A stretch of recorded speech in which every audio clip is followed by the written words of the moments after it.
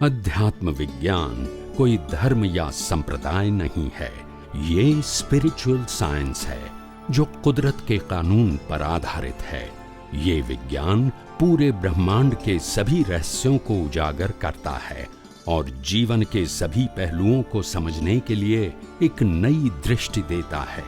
इसी को art of vision कहते हैं, दुनिया को देखने की एक नई दृष्टि, जो अध्यात्म विज्ञानी परम पूज्य स्वामी श्री कमलेशानंद जी के निर्देशन में सनातन सत्य का अनुसंधान कर हमारे जीवन को प्रकाशित करे। जय सच्चिदानंद। ઘણા લોકોને બુદ્ધિથી એવું લાગે કે ભાઈ આ વિજ્ઞાનની આત્માની અનુભૂતિ કરવા માટે જરૂર છે, મારે તો આત્માનો અનુભવ કરવો છે, તો સાયન્સની શું જરૂર છે? આ કુદરત, કુદરતી કાનૂન, કુદરતી રચના જાણવાની શી જરૂર છે? એવું અંદર બુદ્ધિમાં ઊભું થાય.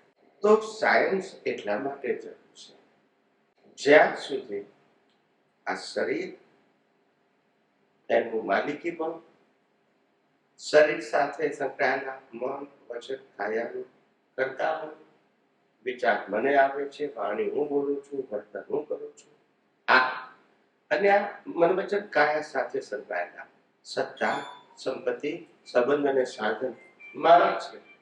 એટલે ઘણી વખત લાગે કે આ વિજ્ઞાન કેમ સમજવાનું?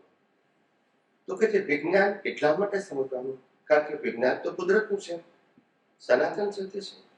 હવે એ વિજ્ઞાનને જાણવાની આપણે કેમ જરૂર છે? તો કે શરીર કુદરતનું છે.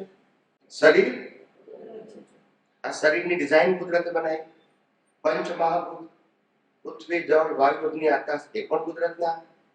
આ શરીરને જીવતું રાખવા માટે 80 થી 100 વર્ષ હવા, પાણી, ખોરાક પણ કુદરત આપે છે.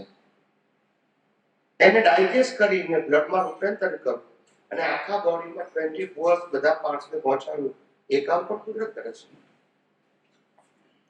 તો પહેલી વસ્તુ એ કે બોડી જે છે એનો ક્રિએટર, બનાવનાર, ચલાવનાર, અંત લાવનાર કુદરત છે. માટે વિજ્ઞાન સમજવું જરૂર છે.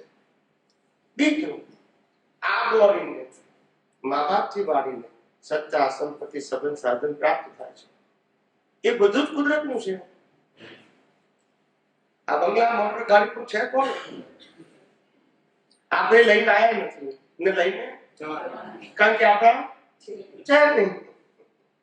પણ કુદરતનો કાનૂન જાણતા નતા, કુદરતી રચના નતા જાણતા, ત્યાં સુધી લાગતું કે મારું છે. હવે સમજાયું કે આપણું આપણે ચલાવતા પણ આપણે ચાલતું પણ નથી, બિલકુલ નહીં. પ્લસ આપણા જીવનમાં સુખ દુઃખના સંજોગો આવે છે વ્યક્તિ એક વસ્તુ સાથે, ત્યારે આપણને ખબર પડે છે કે આ સુખ દુઃખનો ભોગવટો કોણ ભોગવે છે? શરીર ભોગવે છે. અને શરીર દ્વારા ડિસ્ચાર્જ પ્રતિષ્ઠિત આત્મા ભોગવે છે. તો શરીર કુદરતનું છે. તો આને સુખ મળ્યું કે દુઃખ મળ્યું, અથવા આના દ્વારા બીજાને સુખ મળ્યું કે દુઃખ મળ્યું, એ પણ કુદરતી. તો પછી વેલ્યુ કેમ કરવાની? આ બધું જેમ છે તેમ જાણવા માટે વિજ્ઞાન સમજવું જરૂરી છે. અને તો તમને ખબર છે કે આ બધું જ કુદરતનું છે, માટે હું આનાથી મુક્ત એવો તે સિવાય હું શુદ્ધાત્મા છું બોલવાથી નિવેડો આવશે. જવાબ સાચો છે અડધો, પણ અડધો જવાબ ખોટો છે. સમજાયું? એટલે જ્યાં સુધી દર્શન નથી ત્યાં સુધી જ્ઞાન નથી. પહેલું દર્શન થાય, કેવળ દર્શન, પછી થાય કેવળ જ્ઞાન. અને કેવળ દર્શન એટલે આ બ્રહ્માંડને, આ દુનિયાને, આ મન, વચન, કાય અને તેની અવસ્થાને કુદરત, કુદરતી કાનૂન અને કુદરતી રચનાથી જાણવું. તો જ તમારી દ્રષ્ટિમાંથી એના સંબંધી મોહ, અજ્ઞાન, માલિકી ભાવ, કર્તા ભાવ, ભોગતા ભાવ ખલાસ થશે. તે સિવાય થશે હું શુદ્ધાત્મા બોલવાથી નહીં થાય. કારણ કે હું શુદ્ધાત્મા છું એ સાચું, પણ આ શું છે એને જાણવું પડશે ને. પાછો હું શુદ્ધાત્મા છું પાછા પ્રકૃતિને હું ચલાવું છું. આ પ્રકૃતિની બોલો મારાથી થાય છે, તો પાછું અજ્ઞાન પાછું એનું અમારી સમજાય. વિજ્ઞાનનો મતલબ ક્લેરિટી, કે તમે શું છો અને તમે શું નથી. તમારો કંટ્રોલ ક્યાં છે અને તમારો કંટ્રોલ, તમારી માલિકી ક્યાં છે અને તમારી માલિકી, જન્મ જીવન મૃત્યુ આપણા પ્રકૃતિના છે. યસ કે નો? યસ. આત્માને જન્મ જીવન મૃત્યુ હવે અનુભવ તો આત્માનો કરવો છે, તો પ્રકૃતિમાં કેમ ઉડાવ કરીએ છીએ? કારણ કે કુદરત, કુદરતી કાનૂન અને કુદરતી રચના યથાર્થ રીતે જાણતા, એટલે હવે ઇન્વોલ્વ થઈ જઈએ છે. સમજાય? અને એ અજ્ઞાનતાને કારણે કર્મ બંધાય છે. ઘણા લોકો કહે સ્વામીજી તમે પુણ્યની વાત કેમ નથી કરતા? ચલો પાપની વાત ના કરો, પુણ્યની વાત તો કરો ને. મેં કહું પાપ પુણ્ય બંનેનું અસ્તિત્વ અજ્ઞાનને કારણે છે. કારણ કે પુણ્ય પણ મેં સારું કર્યું, મેં પૂજા કરી, મેં આરતી કરી, મેં દાન આપ્યું, તો પછી પુણ્ય બંધાશે. પણ એ જ્ઞાન છે કે અજ્ઞાન છે? અજ્ઞાન છે. એટલે પાછું મેં તો શું થાય પાછું? હવે સમજાયું? આપણે અજ્ઞાન તો કાઢવું છે. એ અજ્ઞાનને કારણે પાપ પુણ્ય પ્રયાસથી ટકેલા છે. અજ્ઞાન નથી તો પાપે નથી, પુણ્ય નથી અને પ્રાયશ્ચિત નથી. તમે મન વચન કાયના માલિક નથી, ચલાવનાર નથી, તો પાપ પુણ્ય કેવી રીતે હોય? તો પ્રાયશ્ચિત કેવી રીતે હોય? આપણું અજ્ઞાનને કારણે છે. ને દુનિયાના તમામ ધર્મો અજ્ઞાન એટલે રિલેટિવ સત્ય ઉપર આધારિત છે, અને વિજ્ઞાન સનાતન સત્ય ઉપર આધારિત છે. સમજાયું? એક રિલેટિવ સત્ય ને સનાતન સત્ય, બે ક્યારે ભેગા થવાના સાથે છે પણ ભેગા ના થાય. જેમ રેડિયોના પેટા સાથે છે પણ ભેગા, એમ રિયલ સત્ય અને રિલેટિવ સત્ય બંને પેરેલલ છે, પણ ક્યારે કમ્પાઉન્ડ અથવા કમ્બાઇન્ડ થાય. મન વચન કાયાની અવસ્થા માત્ર કુદરતી રચના છે. જ્ઞાની પુરુષ દાદા ભગવાને આપણને કહ્યું, જે આપણે ચરણવિધિમાં રોજે બોલીએ છીએ, પણ એ કુદરતી રચના સમજ્યા એટલે પ્રકૃતિ દ્વારા પાછી કુદરતી રચના બોલ્યા, અને પ્રકૃતિ દ્વારા પુરુષાર્થ છે એવું પણ પાછું માન્યું. એટલે વિજ્ઞાન સમજાયું, આ જગતમાં આત્મા સિવાય કોઈ જગ્યાએ હું અને મારું શબ્દ લાગુ પડતો, શરીરને પણ હું ને મારું લાગુ નથી પડતું. અને શરીર સાથે સંકળાયેલા સત્તા, સંપત્તિ, સંબંધ અને સાધનમાં પણ હું ને મારું લાગુ નથી પડતું. આ વિજ્ઞાન ન સમજાવવું માટે સેકન્ડ સ્ટેપ રિલેટિવ સત્યની વેલ્યુ આવી. અને રિલેટિવ સત્યમાં બે બ્રાન્ચીસ, એક સામાજિક જીવન અને બીજું સાંપ્રદાયિક જીવન. આ અજ્ઞાન હતું એટલે આ બે વસ્તુ આવી કે સોશિયલ લાઈફમાં કેમ જીવવું, ધાર્મિક જીવન કેમ જીવવું. કેમ? કારણ કે આપણે સનાતન સત્યથી ના સમજ્યા માટે. હવે જો સનાતન સત્ય સમજો છો તો સામાજિક અને ધાર્મિક લાઈફ બંને કુદરતી રચના છે. એના માટે એટેન્શનની જરૂર, કારણ કે સામાજિક અને ધાર્મિક લાઈફ જીવાય, શેનાથી જીવાય? મન વચન કાયથી. અને મન વચન કાયની અવસ્થા માત્ર, તો પછી ત્યાં પુરુષાર્થની ક્યાં જરૂર છે? એટેન્શનની ક્યાં જરૂર છે? કુદરતી રચના જ છે, તેમાં આપણે શું ઉપયોગ કરવાનો? It is out of mode. જે પ્રમાણે કર્મનો પ્રોગ્રામ લાયા છો એ જ પ્રમાણે તમારું જીવન ચાલ્યા કરવાનું છે. તમે ભગવાન શ્રી રામ હોય, ભગવાન શ્રી કૃષ્ણ હોય અને ભગવાન શ્રી મહાવીર હોય, બધાનું લાઈફ કેવું હોય? ઓટોમોડ. કર્મના પ્રોગ્રામ પ્રમાણે ચાલ્યા જ કરે, એ પણ કશું કરી શકે. એટલે અત્યાર સુધી વિજ્ઞાનનો અભાવ હતો. શેનો અભાવ હતો? ધર્મ તો હતો, અનેક પ્રકારના ધાર્મિક સંપ્રદાય ભારત વર્ષમાં અને વિદેશોમાં પણ છે, પણ સનાતન સત્ય નથી. સનાતન સત્ય જે હતું છે અને સનાતન સત્ય કોઈ બનાવી શકે નહીં. સનાતન સત્ય કોઈ બનાવી ના શકે. સનાતન સત્યનો મતલબ શાશ્વત સત્ય, અને શાશ્વતનો મતલબ કુદરતનો કાનૂન ક્યારે બદલાય? આજે સૂર્ય ઉગે, ચંદ્ર ઉગે, પૂનમ થાય, અમાસ થાય, સવાર બપોર સાંજ રાત થાય, ભરતી ઓટ આવે, આ બધું ઓટોમોડ ચાલ્યા જ કરે. કુદરતી રચના. એ સિસ્ટમ ક્યારે બદલાય? એમ જેમ કુદરતી કાનૂનથી આ દુનિયા ચાલે છે, એમ આપણા કર્મનું ફળ પણ કુદરતી કાનૂનથી મળે છે. કારણ કે કુદરત જે ફળ આપવાની છે એના સંજોગો પણ કોને આપવા પડશે? કુદરત. અનાદિકાળથી ભારત વર્ષમાં જે સનાતન ધર્મ હતો, જે સનાતન સત્ય હતું, એ ઢંકાઈ ગયું અને સાંપ્રદાયિક ધર્મો ખુલ્યા પાડ્યા. અને સાંપ્રદાયિક ધર્મો ખુલ્યા એટલે સનાતનની પછી કોઈ વાત કરે? દરેક વ્યક્તિએ પોતપોતાના સંપ્રદાયને મજબૂત કરવા પ્રયત્ન કર્યો. પછી એમાં સનાતન સાંપ્રદાયિક જ આવે ને લોકોને પણ એ જ ભણાવવામાં આવ્યું. અને લોકો પાસે બીજો કોઈ ઓપ્શન હતો જ નહીં. શું કહે? આ વિજ્ઞાન આવ્યું ત્યારે લોકોને ખબર પડી કે ધર્મથી ઉપર પણ આધ્યાત્મ વિજ્ઞાન છે. પહેલા તો આ વિષય હતો જ નહીં. આ ધર્મ પાડો, ક્યાં તો આ પાડો, ક્યાં તો આ પાડો, ક્યાં તો આ પાડો, પણ ધર્મને ફોલો કરો. એટલે આ વિજ્ઞાન એ ભારત વર્ષની અંદર અને વિશ્વમાં પણ ક્રાંતિ લાવશે. સમજાય છે? પણ ટાઈમ લાગશે. શું લાગશે?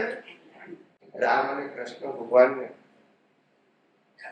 આટલા હજારો વર્ષો પછી આજે લોકો એને ઓળખે છે. પહેલા તો ઓળખતા જ નતા. જ્યાં સુધી મહાવીર હતા ત્યાં સુધી રામકૃષ્ણ મહત્વ નથી. તીર્થંકર હાજર હતા, પણ તીર્થંકરો ગયા, સતયુગ ગયો, કેવળ જ્ઞાનનું મોક્ષ બંધ થઈ ગયું. ત્યાર પછી સાંપ્રદાયિક ધર્મો ખુલ્યા થાય. ત્યાર પછી લોકો હિસ્ટોરિકલ ઇતિહાસ કાઢીને રામનું જીવન કેવું, કૃષ્ણનું જીવન કેવું, એવી રીતે એનું મહત્વ સમજતા ગયા અને સમાજના લોકોને બતાવતા. એમ કરતા સંપ્રદાય ચાલે. પ્રશ્ન એ નતો કે અનેક સાધુ સંત સંન્યાસીઓ ના હોવા જોઈએ, હજારોની સંખ્યામાં હોવા જોઈએ, પણ જો એ સાંપ્રદાયિક સત્યની વાત કરે છે તો આમ જનતા પૂછાશે, આ સાચું કે પેલું સાચું, આ કરવું કે પેલું. પણ હજારો સાધુ સંત સંન્યાસીઓ સનાતન સત્યની વાત કરે તો કોઈ વાત નથી, કારણ કે કોઈ ડિફરન્સ નથી. માટે આપણે બધાને આ વિજ્ઞાન કહેવાની શું આપી છે? જેને જેટલું સમજાય એટલું કેવું. અંતે વિજ્ઞાન જ કેવું છે. આપણે ક્યાં કહીએ કે પીએચડી થઈ ગયા છે, પણ મને જેટલું સમજાય છે, ઉપયોગ કરું છું, અનુભવ કરું છું, એટલું તને કહું છું. એમાં વાતો શું છે? અને કુદરતનું છે, કોઈ વ્યક્તિનું. આપણે જયારે કોઈને કહીએ ત્યારે આપણી દ્રષ્ટિ પાકી થાય અને એને નવી દ્રષ્ટિ. બસ નુકસાન તો છે જ નહીં કશું. સમજાય છે? આવી રીતે તમે જુઓ કે અનાદિકાળથી માણસ મુક્તિ માટે જંગતો હતો. ખાસ કરીને કળિયુગમાં. સતયુગમાં તો મુક્તિનો માર્ગ ચાલુ જ હતો, જંગતો હતો, પણ માર્ગ મળતો નતો. શું નતો મળતો? અને જે માર્ગો મળ્યા એ બધા સાંપ્રદાયિક મળ્યા. આત્માની અનુભૂતિ માટે વ્યક્તિની સ્થાપના કરવી પડે, ભગવાન તરીકે અને ગુરુ તરીકે, અને પોતાની જાતને શિષ્ય તરીકે સ્થાપિત કરવી પડે. આ ધર્મનું બંધારણ છે. સમજાય છે? ધર્મમાં એક ભગવાન જોઈએ, એક ગુરુ જોઈએ, અને તમે શિષ્ય પણ તમારે થવું પડે, તો જ માર્ગ ચાલે ને. વિજ્ઞાનમાં તમે ભગવાન છો, બીજા કોઈ ભગવાનને સ્થાપિત કરવાના નથી. સમજાય છે? અને જે તમે ભગવાન છો એનું જ્ઞાન એ અનુભવી જ્ઞાની પુરુષ તમને દ્રષ્ટિથી આપે છે, પણ એ અનુભવી જ્ઞાની પુરુષ ગુરુ નથી. એમની કોઈ આજ્ઞા, એમને તમારે કોઈ ફોલો કરવાનું કે એમને તમારે સરેન્ડર થવાનું નથી. એમને કહેલી દ્રષ્ટિનો તમારે ઉપયોગ કરીને અનુભવ કરવાનો છે. યસ કે નો? આ વિજ્ઞાન અનુભવ કરવા માટે છે, ખાલી મગજમાં રાખવા માટે, યાદગીરી માટે.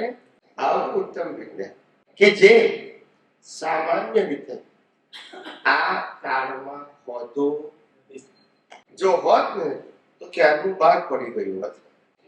આ તો જે મુમુક્ષુઓ, જિજ્ઞાસુઓ, મહાત્માઓની કઈ પુણ્ય હશે, તે શ્રીમદ રાજચંદ્ર જેવા જ્ઞાની આયા, થોડી શરૂઆત કરી, દાદા ભગવાન જેવા આયા, થોડા ઓર વધારે પ્રયત્ન કરે, વ્યવહાર, નિશ્ચય, દેહ, ચરણ વિધિ આપી, શરૂઆત કરી. શું કરી? પણ આખું વિજ્ઞાન બહાર પડ્યું. એટલે મહાત્માઓને વિજ્ઞાન તરીકે જે વેલ્યુ સમજાવવી જોઈએ એ ના સમજાય. ને સમજાય નહીં તો પછી ફોલો કરવાનો તો પ્રશ્ન નથી. સમજાય નહીં તો કેવી રીતે એને અનુસરે? એટલે વિજ્ઞાન ના સમજાયું એટલે વળી પાછા ફોર્મેટમાં બેસી ગયા. બીજો કોઈ રસ્તો? જ્ઞાનની વાતો સાંભળી, બોલે ખરા, પણ પુરુષાર્થ તો પાછા ફોર્મેટ જ માટે આવો છે. હવે તમને વિજ્ઞાન સમજાય, હવે તમને ખબર પડેલી કે જ્ઞાની પુરુષ દાદા ભગવાને કહ્યું કે મન, વચન, કાયાની અવસ્થા માત્ર કુદરતી રચના છે, જેનો કોઈ બાપોએ રચના નથી અને તે વ્યવસ્થિત છે. એ હવે તમને સમજાય. કારણ કે મન, વચન, કાયામાં હવે પુરુષાર્થ શબ્દ આવે. પેલા કુદરતી રચના બોલતા હતા ખરા અને પુરુષાર્થ માનતા હતા. સમજાય છે? બે એટલે ગુચાયેલા. પુરુષાર્થ કોણે કેવો, કુદરતી રચના કોણે કેવો. સમજાય છે? અને એને ધાર્મિક મૂળ આપી દીધેલું. કયું મૂળ? એટલે સામે વાળો અપમાન કરે તો એ વ્યવસ્થિત, પણ તમે સામે વાળો કરો તો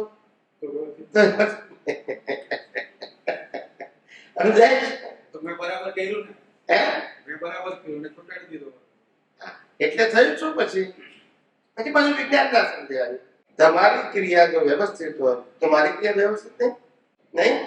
બધું ધર્મનો મોડ આપ્યો ને એટલે કહ્યું કે સામે વાળા નિર્દોષ હોવાનો, આને નહીં હોવાનું. માટે આને કહેવાનું કે તારી ભૂલ થઈ, માફી માંગ. એટલે ધર્મનો મોડ આવી ગયો. શું આવી ગયો? રિલેટિવ સત્ય. સનાતન સત્યમાંથી શું આવી ગયું?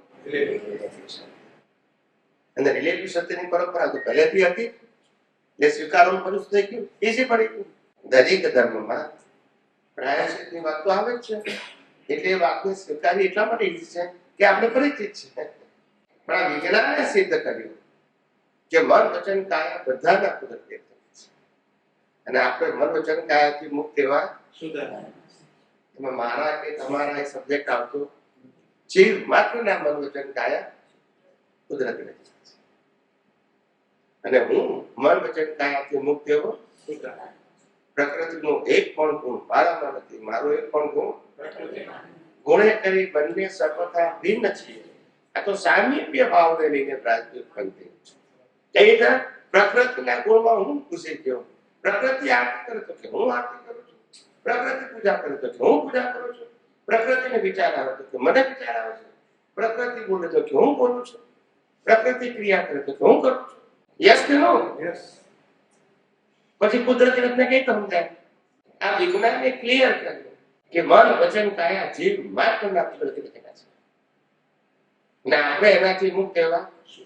બસ આ જ આપણે અનુભવ કરવાનો છે. પ્રકૃતિના કોઈ પણ ભાગમાં ઇન્વોલ્વ થવાનું નથી, એટેચ થવાનું નથી, ઊંડા ઉતરવાનું નથી કે પ્રકૃતિને ફેરવવાની કે સુધારવાની, પણ માત્ર કુદરતી રચના જોવા. અને એમાં જગતને પોસાયા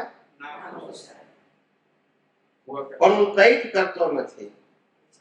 પોસાયા છતાં હું કઈ જ કરતો નથી એવું નિરંતર ખ્યાલ રહેવું. એમના કેવળ ત્યાં નિરંતર ખ્યાલ રહેવું એ કેવળ દર્શન ત્યાં વિજ્ઞાને આપ્યું. હું કઈ જ કરતો. સમજાય છે? જ્ઞાની પુરુષ દાદા ભગવાને આપણને સૂત્ર રૂપે આપ્યું, પણ એ વખતે સમજાયું ત્યાં વિજ્ઞાને ક્લિયર કર્યું. આધ્યાત્મ વિજ્ઞાન કે આજે મન, વચન, કાયા છે